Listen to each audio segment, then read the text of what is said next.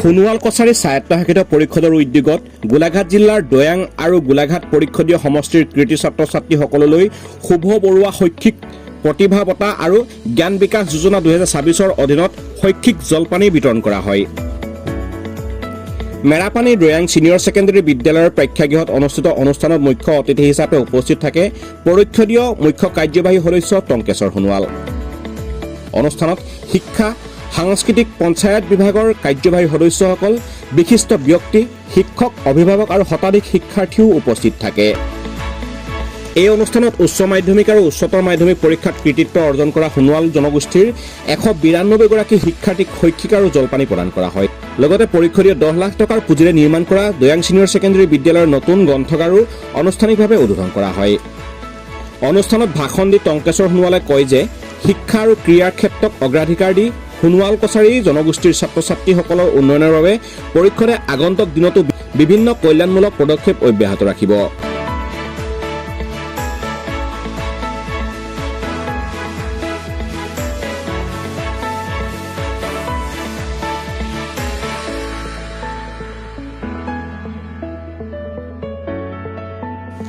News desk report খবৰ গোলাঘাট।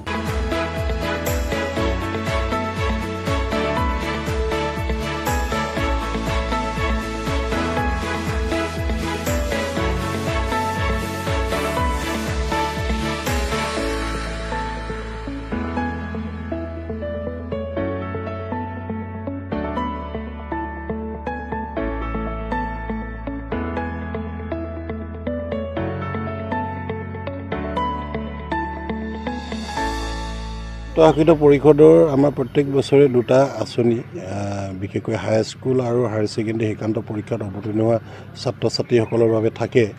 এটা হ'ল যিসকল ছাত্ৰ ছাত্ৰীয়ে এই দুয়োটা পৰীক্ষাত 60% এবভ নাম্বাৰ পাই কৃতকাৰ্যতা লাভ কৰে তেওঁলোকক শুভ বৰুৱা শৈক্ষিক প্ৰতিভা বঁটা প্ৰদান কৰা হয়।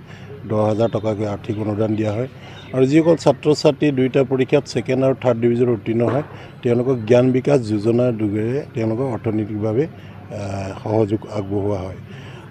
এইবাৰ আমি গোলাঘাট আৰু দৈয়াং আমাৰ সোণোৱাল কছাৰী স্বায়ত্তশাসিত দুয়োটা সমষ্টিত 198 ছাত্ৰ ছাত্ৰী আমি পাবলৈ সক্ষম হৈছোঁ। আৰু এই আজি আমাৰ ইয়াতে ছিনিয়ৰ ছেকেণ্ডেৰী স্কুলত যি ৰাজহুৱা প্ৰেক্ষাগৃহ এই প্ৰেক্ষাগৃহত আমি দুয়োটা বৰ্ষৰ ছাত্ৰ ছাত্ৰীসকলক আজি এই দুয়োটা বঁটা আমি প্ৰদান কৰিলোঁ। এই জলপানীৰ জৰিয়তে আপোনালোকে কেনেধৰণে আশা কৰে ছাত্ৰ ছাত্ৰীসকলক? আমি এইটো 2009ৰ পৰা আমি ষ্টাৰ্ট কৰিছিলোঁ। 2009ৰ পৰা ষ্টাৰ্ট কৰি আমি ইয়াৰ পৰা যথেষ্ট উপকৃত হৈছোঁ বুলি এইটো কাৰণে অনুভৱ কৰিছোঁ। আমি যেতিয়া 2009ত ষ্টাৰ্ট কৰিছিলোঁ তেতিয়া আমাৰ গোটেই অসমৰ ভিতৰত আমাৰ 300মান ছাত্ৰ ছাত্ৰীয়ে প্ৰথম বিভাগত উত্তীৰ্ণ হৈছিল 300। আৰু এতিয়া আমাৰ 2009 চনৰ পৰা 2026 চনলৈ এতিয়া আমাৰ 1800 ছাত্ৰ ছাত্ৰীয়ে প্ৰথম বিভাগত উত্তীৰ্ণ হয়। ইয়াৰ মানে পাৰ্চেণ্টেজটো সাংঘাতিক বাঢ়িছে। দ্বিতীয়তে আমাৰ যিবিলাক এটা সময়ত আমাৰ ছাত্ৰ ছাত্ৰীসকলৰ যিটো ড্ৰপ আউট পাৰ্চেণ্টেজ বিশেষকৈ মেট্ৰিক পাছ কৰাৰ পিছত হায়াৰ ছেকেণ্ডেৰীত যিটো ড্ৰপ আউট পাৰ্চেণ্টেজ এতিয়া লাহে লাহে আমাৰ যথেষ্ট কমিছে। আমি যোৱা 3-4 বৰ্ষ আমি গোটেই পৰ্যবেক্ষণ কৰি আছোঁ। আমাৰ এটা সময় আছিল এনেকুৱা আমাৰ মেট্ৰিকত যদি আমাৰ 3000 ল'ৰা ছোৱালী পাছ কৰে তো হায়াৰ ছেকেণ্ডেৰীত 1000মান পাছ কৰে, তাৰমানে 2000মান আমাৰ তাতে ড্ৰপ আউট হৈ যায়, হয় ফেইল কৰে নতু স্কুলেৰে। তো তেনেকুৱা এটা পৰ্যায় আছিল। এতিয়া আমি এইটো গৈ গৈ আমি প্ৰায় 40%লৈ যিটো আমাৰ এটা সময়ত 60-70% ড্ৰপ আউট পাৰ্চেণ্টেজ আছে সেইটো আমি 40%লৈকে আনিবলৈ সক্ষম হৈছোঁ। আৰু অকল এয়াই নহয়, মেধাৰ যিটো পৰিমাপ সেইটো আমাৰ যথেষ্ট বৃদ্ধি হৈছে। আৰু তাৰ কাৰণে আমাৰ বিভিন্ন ছাত্ৰ ছাত্ৰী এটা সময়ত উচ্চ শিক্ষা প্ৰতিষ্ঠানবিলাকত নামভৰ্তি কোনো সুযোগ নাপাইছিলে। উদাহৰণস্বৰূপে মেডিকেল, ইঞ্জিনিয়াৰিং এনেকুৱা ধৰণৰ BSc নাৰ্ছিং, বি ফাৰ্ম এনেকুৱা ছিটবিলাকতো আমাৰ ছাত্ৰ ছাত্ৰীয়ে নাপাইছিলেই।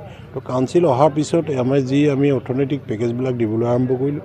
আৰু যিসকল ছাত্ৰ ছাত্ৰীয়ে ডাক্তৰ ইঞ্জিনিয়াৰ পঢ়িবলৈ নোৱাৰে তেওঁলোকক BSc nursing, B pharm, D pharm, GNM এনেকুৱা কোৰ্চবিলাকত পঢ়ুৱাব ল'লোঁ।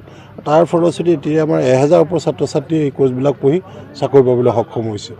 আৰু এডুকেশ্যন ডিপাৰ্টমেণ্টত আমাৰ বহু যিখিনি মেধা ছাত্ৰ ছাত্ৰী কোনোবাই মেডিকেল পাছ কৰিলে, ইঞ্জিনিয়াৰিং পাছ কৰিলে, ইউনিভাৰ্চিটি পাছ কৰি কোচিং চচিং কৰিব নোৱাৰে, যাৰ কাৰণে আমাৰ দীৰ্ঘদিন ধৰি আমাৰ IAS ACS অফিচাৰ নাই। IAS অফিচাৰটো এতিয়াতো নায়েই, হৰিশ সোণোৱালে আমাৰ লাষ্ট আছিল IAS অফিচাৰ, তাৰপিছত IAS ওলোৱাই নাই কমিউনিটিত। ACS আমাৰ প্ৰায় 30 বছৰমান আমাৰ ACS অফিচাৰ আমাৰ কমিউনিটিৰ পৰা নাছিল, কিন্তু আমি যোৱা 8টা বেচ, এতিয়া 8টা বছৰ হ'ল ACS মানে IAS কোচিং আমি আৰম্ভ কৰিলোঁ, আৰু এতিয়া আমাৰ অন্ততঃ অসমত এই 8টা ভিতৰত 6টা বেষ্ট আমাৰ ওলাই আহিলে। 6টা বেষ্টৰ ভিতৰত 12জনে আমাৰ ACS ক্লিয়াৰ কৰিছে, 6জনে ডাইৰেক্ট ACS হৈছে, আৰু 6জন ACS এণ্ড এলাইড ছাৰ্ভিচত পাবলৈ সক্ষম হৈছে। আৰু বাকী যিসকল ছাত্ৰী ওলাই আহিছিলে, তেওঁলোকে বিভিন্ন অনুষ্ঠান প্ৰতিষ্ঠানত তেওঁলোকে নিজ নিজ কৰ্মক্ষেত্ৰত, কোনোবা ইঞ্জিনিয়াৰকেইটা ইঞ্জিনিয়াৰিং লাইনত, মাষ্টাৰ ডিগ্ৰীবিলাকে বিভিন্ন নিজৰ নিজৰ লাইনত তেওঁলোকে চাকৰি পাবলৈ সক্ষম হৈছে।